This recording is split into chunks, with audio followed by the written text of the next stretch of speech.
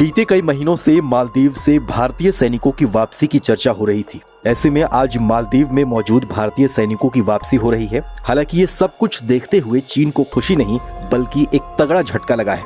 दरअसल मालदीव की सरकार ने भारतीय सैनिकों की वापसी के साथ ही भारत के टेक्निकल स्टाफ को मालदीव में मौजूद रहने की अनुमति दे दी है।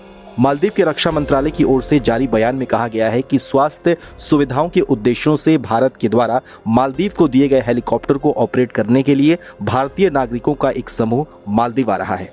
मालदीव ने भारतीय पायलट और टेक्निकल स्टाफ को भारतीय नागरिक कहकर पुकारा है, लेकिन ध्यान देने वाली बात यह है कि मालदीव को भारत के द्वारा दिए गए हेलीकॉप्टर और दूसरे साजो सामान पहले की तरह ही ऑपरेट होते रहेंगे और इसका ऑपरेशन भारत की तरफ से ही किया जाएगा।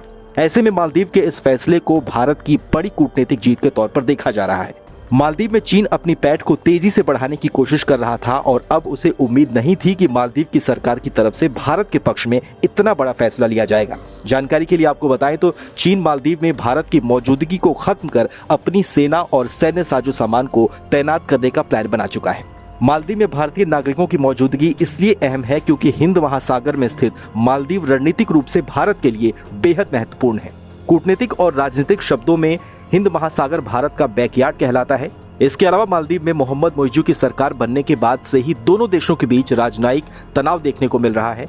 राष्ट्रपति मोइजू और उनकी पार्टी को चीन का समर्थक बताया जाता है। राष्ट्रपति मोइजू की तरफ से भारतीय सैनिकों को देश छोड़ने की मांग के बाद दोनों देशों के बीच रिश्तों में खटास आई थी, लेकिन इन सब के बावजूद भारत ने 2024-25 के बजट में मालदीव के विकास परियोजनाओं में किए जा रहे खर्चों को बढ़ा दिया है। सरकारी आंकड़ों के अनुसार वित्त वर्ष 2023-24 यानी मार्च में समाप्त होने वाले वित्तीय वर्ष के दौरान भारत ने मालदीव में विकास परियोजनाओं पर लगभग 7.71 अरब रुपए खर्च किए हैं। ये खर्च निर्धारित बजट से लगभग दोगुना है।